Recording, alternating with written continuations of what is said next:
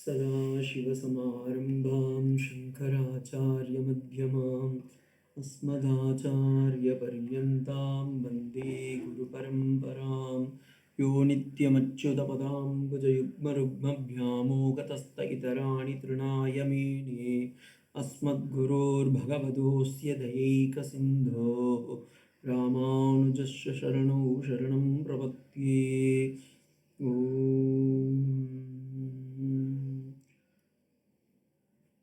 Shri Gurubhyo Namaha. Namaskaram to everybody. We all know that for studying scriptures are very, very essential in our life. These scriptures, according to Advaita Vedānta, can be classified and called under one derivation known as Prasthānatrayī. Prasthanam means those scriptures which are revealing through the Shastram that Brahman alone is real. These scriptures in the Advaita Vedanta are known as Prasthānatrayī. Now, Trayam means three. What are the three subjects which reveals the Brahman means? First one is Upanishad, Śruti-prasthāna, which is also known as Śruti-prasthāna because it's Upaniṣads. What are the Upaniṣads? In Advaita philosophy, we take 10 Upaniṣads. Isha, Kena, Kata, Prashna, Munda, Mandukya, Titiri, Aitareyam, Chandokyam and Brihadaranyaka Upanishad. Some people they include Shvetashvatara Upanishad also. So these Upanishads are Śruti-prasthāna. Then the second one is Smṛti-prasthāna. Smriti means that which reveals by the rishis. So these Smṛti-prasthāna, there are so many Smritis like Yajnavalkya Smriti, Jabala Smriti, Manu Smriti.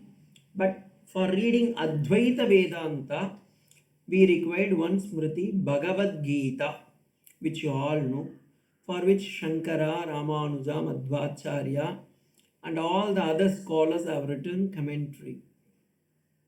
So one is Śruti-prasthāna, which is known as Upanishads and its Bhashyam. Second one is Smṛti-prasthāna, that is Bhagavad Gītā.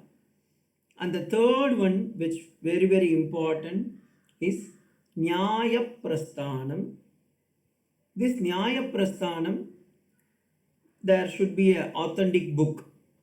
So that book is compiled by none other than Veda-vyāsacārya, Krishna Dvaipayanar Vyasar or Badharayanar. He has made Brahma Sūtrani.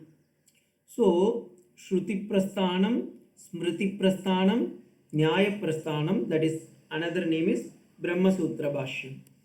So, these things all revealing the Advaitic nature, not only Advaitic for anything, Dvaita or Vishishta Advaita, Advaita Advaitam.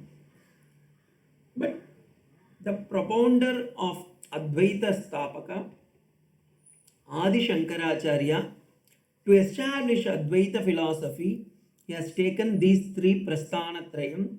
Therefore, we call it as Mahaprasthānatrayam or the three Prasthānatrayāni.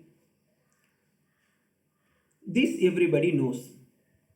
And this Prasthānatrayam leads to Brahmajnanam or Moksham, which Upanishad, Brahma Sutram and Bhagavad Gītā.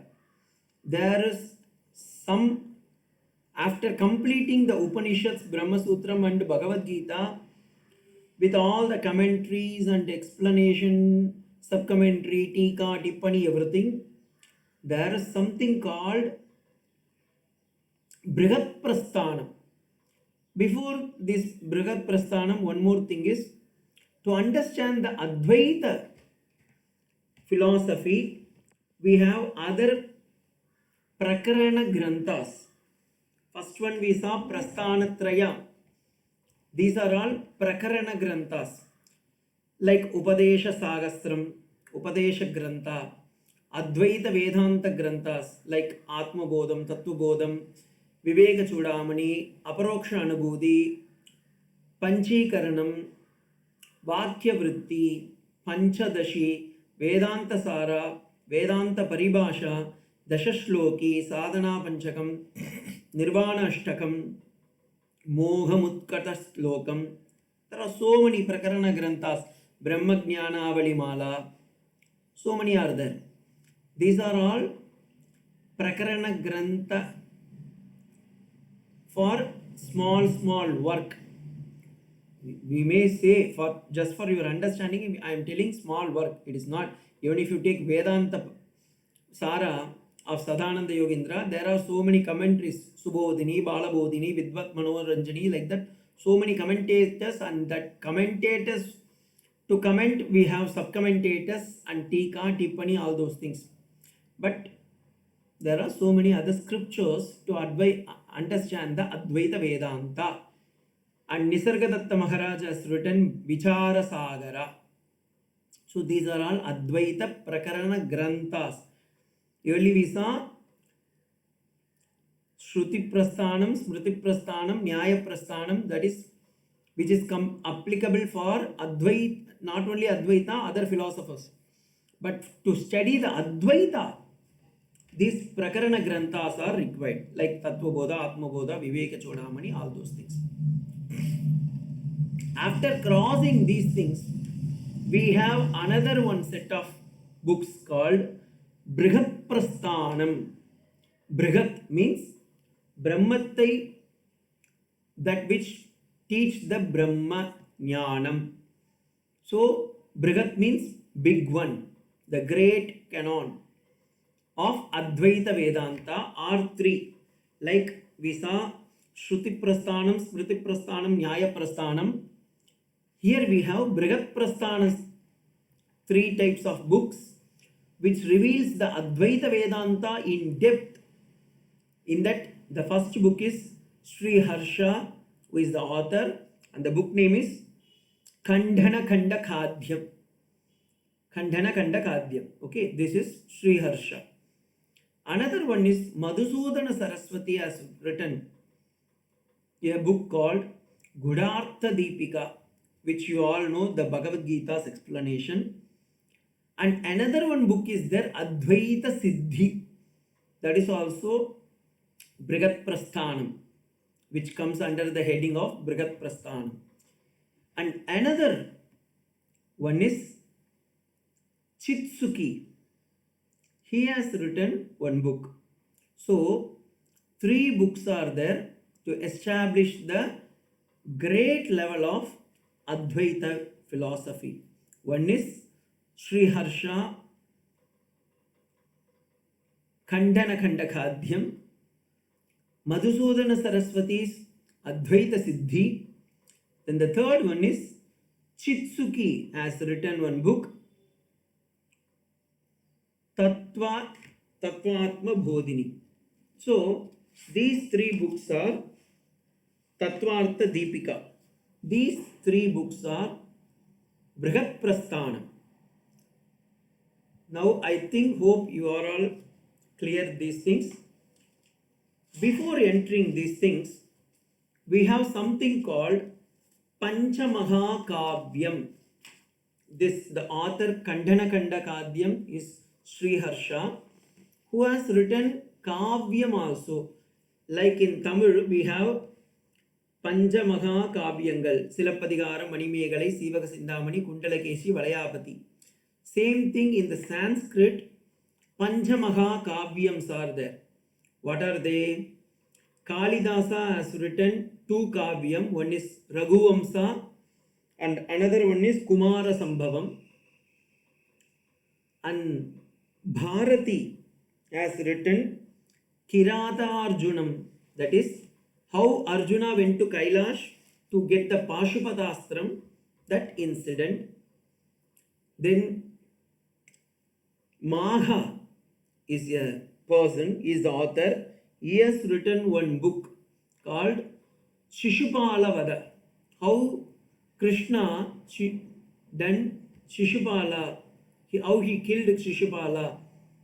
And Shriharsha, who is the author of Khaṇḍana-khaṇḍa-khādya, also written a kavyam, and that kavyam is very, very important.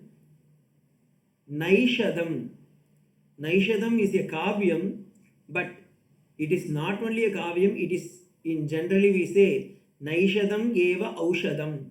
Naishadam is like a, what to say, it is like a aushadi, medicine for reading the scriptures.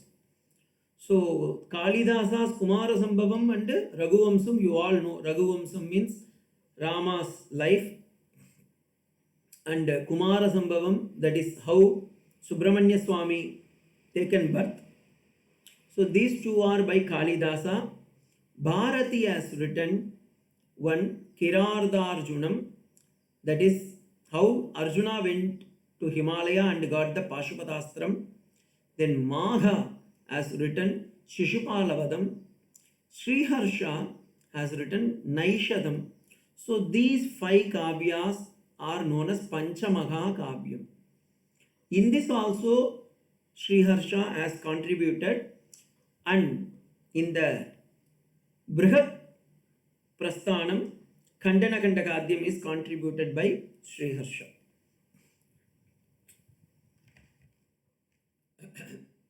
Now, one should know who is this Acharya called Shriharsha.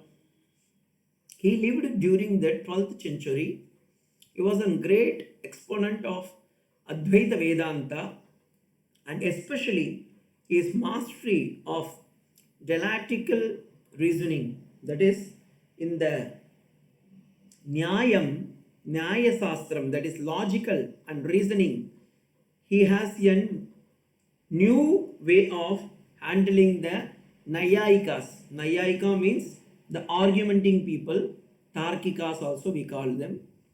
And that is why Shriharsha's Dhyana Slokam itself reveals how beautifully he has written the Khaṇḍana-khaṇḍa-khādya. Here it is given Khaṇḍana-khaṇḍa-khādhanam mandhanam kalu satunam Śruti-sarasya santhanam grantastu Khaṇḍana-khaṇḍa-ikaha. That is to say, if you read the work called Khaṇḍana-khaṇḍa-khādya, you will get delighted with the wise how to refute the refuters, because he has taken a new angle of refuting the people. When generally, for the layman point of view, I am telling, when we talk with other people, 3 levels of argumentations will take place. Vada, Jalpa, Vidanta, we say. In this, Khaṇḍana-khaṇḍa-khādya, Acharya Shriharsha has predominantly is taken out to refute the argument of others. It's a critical book. Just to understand, I am telling, Khaṇḍana-khaṇḍa means how they feast of fragment of refute by the arguments. So he has adopted various techniques to argument with these people, and he has refuted. This special book has a story part also. It seems once Shriharsha, when he has written the Khaṇḍana-khaṇḍa-khādya, he offered it in the lotus feet of Ma Saraswati. Saraswati read it and she got little confusion and told Harsha, what you have written, it is very tough. So the future generation will not able to understand. So you please read, you take some dal, that is masur dal and so that your brain will become little dull and yourself start writing the explanation for this Khaṇḍana-khaṇḍa-khādya so that people will understand. And this may be jovially we say, but it has a lot of significance, because generally the Veda also says naisha tarkena matirapaneyaha. Through the logical conclusion we can't derive the Ātma. But Shriharsha has taken a unique technique called you first logically prove it so that I can logically deny it. That was his way of arguing. So Shriharsha in his book, he has put a lot of efforts to conclude that derivation. So Ma Saraswati said, better you take this dal and write the explanation for your own Khaṇḍana-khaṇḍa-khādya. So this Khaṇḍana-khaṇḍa-khādya is an Advaitic Vedantic text. During the 12th century, the philosopher called Shriharsha has written, and he got a title called the Sweetmeat of Refutations, because he is the person who refute all the refuters. The book is profound philosophical defense of Advaita Vedānta. It mainly emphasizes that Brahma Satyam Jagat Mithya. Brahma Satyam, that part alone he has taken, and he has proved it with various ways and technique. Especially in his primary work, he refuted all the logicians, that is Tarkikas, Nyāya-ikas, Vaiśeṣika schools of thought, and established through the pramāṇa shastram. Shastram is the pramanam through which you can able to deny all the experiencing logical conclusion, because the absolute Brahman can be experienced. That is what is conclusion. The central teaching of his core Khaṇḍana-khaṇḍa-khādya is Brahma Satyam. He never gone to the next step, that Jagat Mithyatvam he don't want to say, because when you say Brahma Satyam, it means Jagat Mithya. So such a high philosopher, post Shankara, he started his work, and his commentaries and debates are enormous. So we will see at a glance how his Khaṇḍana-khaṇḍa-khādya has beautifully framed. In the first definition itself, he made the Nyāyika philosophers, and Shriharsha replied how it can be refuted, and in his way he told the logic has its own reasoning and limitations. Logic means tarka. If you come to tarkikam, that is logically, if you want to say anything, the logic reasoning has a limitation. Then what you experience in the absolute mundane world, it cannot be realized, because Brahman is not a day-to-day life, but it is your real life. And the self is self-evident, which is always with us. So it doesn't need any proof to prove that it is existing. So its way of conclusions, derivations are very beautiful. Brahman cannot become an object, because that is the subject of everybody. It cannot be proved or grasped by the sense objects. Ignorance is the cause of bondage, and the bondage is because we have a mistake, and that mistake is body, mind and ego. If you clear these things, naturally your knowledge will be known, and all the Upaniṣads final authorities to prove the Brahman, which is already existing through our senses, like Tattvamasi, Aham Brahmasmi, and all other things are to know the true nature, what we are really have, but due to the ignorance called ajnanam, we are not able to understand. So, the self-knowledge is the only way to understand this Atmajnana. Okay, so this is the 7 steps he has taken for his Advaita Khaṇḍana-khaṇḍa-khādya. For example, I am giving one small bit of iota of example from Khaṇḍana-khaṇḍa-khādya. 8th way, he climbed with the Nyāyikas and he has given a beautiful answer for it. 1 or 2 we will see. Every object has an abstract definition, that is lakshanam. Anything in this world, if you take, it has a lakshana. Lakshana means it has a definition.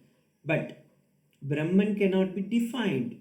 Then how can you define a Brahman and which will lead a mistake? So it cannot be defined. And objectified, no, it cannot be objectified because it is not the object, it is the subject. Okay, so there is no any bhedam. Then the third one is perception. Perception make, because in Nyāyika, in Tarkika also, perception, parvato vanniman dhumaha, yatra dhumaha tatra agnihi. But whereas Harsha says, even sometimes perception can make a illusion. Rope can be misunderstood as or mistakenly as snake. Sometimes even in our day-to-day affairs, we see the Marumarichika, mirage water. If from a long distance we see water is there, but when we go near, water not there. So like that, so many things are there. Shuktika Rajatavat. When from the long distance it may glitter, but when you go there, there will be a shell only. It is not, doesn't have a silver or gold, but it has only the shining. Inference by Anumana, can the knowledge come? No. There also there is an limitation. Parvato vanniman dhumaha, yatra dhumaha tatra agnihi. But this Vyaptik Nyaya, we call it as in Sanskrit Vyaptik Nyaya, it also has in difficult, uncertain places, it will not accepted at all. For example, when you keep a agarbatti, it has a smoke, but it will not be. And once those times all only wood, smoke and fire will be there. Nowadays gas or even electrical stoves are there, which produce the same heat, but it never had any smoke at all. And what you see in the external world, it is the dependency of our own self. If you argue that independence cannot be proved by logic alone, the world is experience, but its ultimate nature remains in the unestablished. It doesn't have adhara adeya bhava. That is what Harsha is claiming. And the world, shabdam, whatever you denote with something, it's a real object. For example, when I say something, it's an object. But Brahman is not a object, it is the subject in reality. And anything can be classified, categorized, and quality, guna, tattvam, like that all there. But Brahman doesn't have any definition. Of course, Vishishtadvaitis, they will not accept this point. I will come to that later. Logic can establish the ultimate truth, but Veda says, in the Upaniṣads also it is found, Naisha tarkena madirapanīya. So, Shriharsha in his Khaṇḍana-khaṇḍa-khādya, he has first explained the Nyāya-shastram and how it is established its philosophy. Then he refuted by replying that through which it cannot be derived or come to the conclusion. So in overall strategy, Shriharsha has accepted the Nyaya temporarily and is examined and scrutinized it carefully. Then each definition, whatever they have given, it has a defect and he has rejected it. And finally, he came to the conclusion that Brahman is an independent entity which doesn't require any support. And to point out, he has taken all the Upanishads pramanam to bridge all these arguments. He has taken the Shabda pramanam called Shastra pramanam of Upanishads. So this is the way Khaṇḍana-khaṇḍa-khādya as established by Shriharsha. But for example, in the first chapter and another one, Khaṇḍana-khaṇḍa-khādya doesn't have a synchronized like other scriptures, chapter 1, chapter 2, chapter 3, and what it deals, Adhikari, Vishaya, Sambandha, Prayojanam, all those things he has not followed. Maybe he might follow, but the later people might destroyed or we might lost it. But it doesn't have a synchronized form of chapters and sections like that. He has put all in an argumentation and refutation way. For example, we will take the first chapter. The main thing was proposed here as he does not try to prove that the Advaita Vedānta can give the true knowledge, means direct knowledge. Instead of that, he has taken first whatever others have defined, that he has taken and he has denied those definitions and established the Advaita Vedanta. For example, if somebody says what the Vrittikara Matas and what the Vishishtadvaitis and what the Dvaitis says, first he has taken those arguments and scrutinized it. Then later he established the Advaita Vedanta saying not this by not this, that is Neti Neti principle. And the main opponents during Shriharsha time is Nyayikas. These people consider the world is real, but every object has a clear definition. Knowledge gained through perception and logical reliable only. That was the Nyayika philosophy. Shriharsha carefully examined it and climbed it.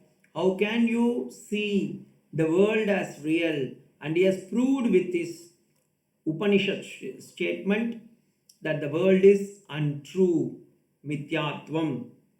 Similarly, when the first question was asked by the Nyayikas, he put the Lakshana.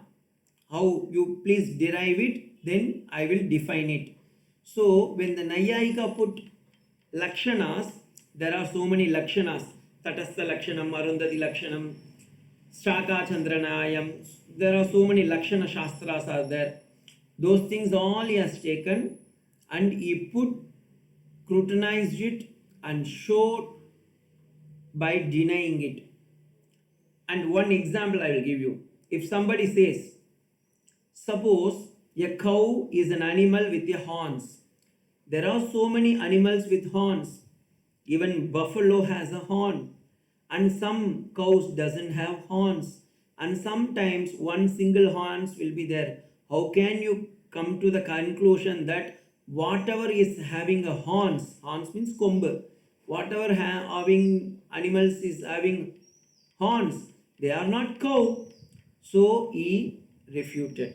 So like that, similarly, when a pot is taken, how to define the suffer from one or more defects, that he has taken. The central argument of the Khaṇḍana-khaṇḍa-khādya, too broad, too narrow, or circular, or to define.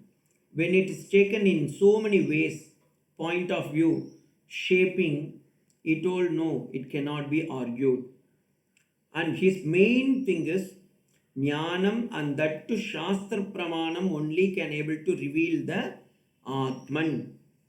And in that way, after Shriharsha, his Khaṇḍana-khaṇḍa-khādya was scrutinized through various scholars, and one among the famous scholars is from the Vishishtadvaitam of Ramanuja Sampradaya, Swami Vedanta Desika, who is also known as Nigamacharya. He has, he came during the 12th century from Tamil Nadu near Kanchipuram. Tuppul, one place is there. His parents are Anantasuri and Totambriya. He got the knowledge from Kidambi Apullas. He was one of the renowned Vaishnava saint. He mastered over the Veda, Upaniṣads, Sanskrit grammar, Nyaya, Mīmamsa and Vedanta and Tamil Divya Prabandham, Tamil Dravidian books, and he refuted this Advaita Vedanta Grantham called Khaṇḍana-khaṇḍa-khādya of Shriharsha through his book. Of course, Vedanta Desika has written many books. He is one of the great scholars during the 12th century. His batchmates were Vidyaranya Muni also. So, I too, when I was in Brahmachari, I was very much interested in Nyāya-Siddhanchanam, Nyāsa Vimshati, Nyāsa Tilakam, Tātparya Chandrika, Paduka Sahasranamam, Nyāya Parishuddhi, Rahasyatraya Saram.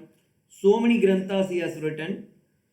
This scholar, Vedanta Desika, refuted the work of Shriharsha called Khaṇḍana-khaṇḍa-khādya, and for which there is no any clear-cut things, but of course many people say that he has written a book called Satadushani. There are many scholars accepted it, and this Satadushani, actually speaking, have 64 slokas, because though it is Satadushani, right now in the Vishishtadvaita Parampara we have 64 slokas only. Swami Vedanta Desika has written 120 books on establishing the Advaita Vishishtadvaita. In that one book is Satadushani, and he criticized and scrutinized the book called Shriharshas of Khaṇḍana-khaṇḍa-khādya. But there are so many arguments. I have given here 2-3 some examples, which I am not going to give that much. But after Vedanta Desika, it was Kanchi Mahaswami, which we all call Kanchi Mahaperiva, Swami Chandra Sekarendra Saraswati Swamigal. He wanted to establish this Khaṇḍana-khaṇḍa-khādya, which was scrutinized and criticized and argumented by Vedanta Desika once. The same book was taken by Chandra Sekarendra Saraswati Swamigal, and he has given to one of his disciples, who happened to be born in one place called Noorani, and that person name is Ananda Krishna Shastri. So that person originally belongs to Palakkad, Kerala. His birthplace is Noorani. So when he approached Kanchi Mahaswami, Kanchi Mahaswami told, you can write a book on criticizing, or this Khaṇḍana-khaṇḍa-khādya, it should not be criticized as Shatadushani, it should be Shatabhushani, because his birthplace is Noorani. Noor means 100, Shatam, Ani means Bhushanam. So the book name was kept as Satabhushanam. You see how our people have beautifully, they don't have any real enmity. It is to establish the Veda and Upanishads and to lead to the right path. Our acharyas have done such a meticulous work to empower and to enrich the Advaita Vedanta. Of course, I too read Vedanta Desika's book and I am very fond of Ramanuja's scriptures. But whereas when it comes to the lineage of our Guru Parampara, we have to go down to the Advaita Vedanta philosophers like Shankara, Ramanuja, Madhvacharya, and all the acharyas. But when we come to the conclusion that we have taken the path of moksha following our acharyas' lineage, we have to practice the Advaita Vedanta, and in that lineage, we are very happy and proud to say that once again the Khaṇḍana-khaṇḍa-khādya of Shriharsha was brought back by to the common layman point of view by Sri Chandra Sekarendra Saraswati Swamigal, that is our Kanchi Mahaperiva, who born in Viluppuram, and you all know his life and his major contributions and his Tirtha Yatra and other things. Our Mahaswamiji has contributed the Satabhushanam and brought back the Vedanta of Advaita Parampara once again to the society and thus established the Vedanta to all of us. So I take this opportunity to bestow the choicest blessings on all of us to reach the Brahma Satyam stage. We all let us pray to the Almighty to reach that oneness. Sada Shiva Samarambham Shankaracharya Madhyamam Asmadacharya Varyantam Vande Guru Paramparam. Om Shanti Shanti Shanti Harihi Om Tat Sat Shri Ram Krishnarpanamastu.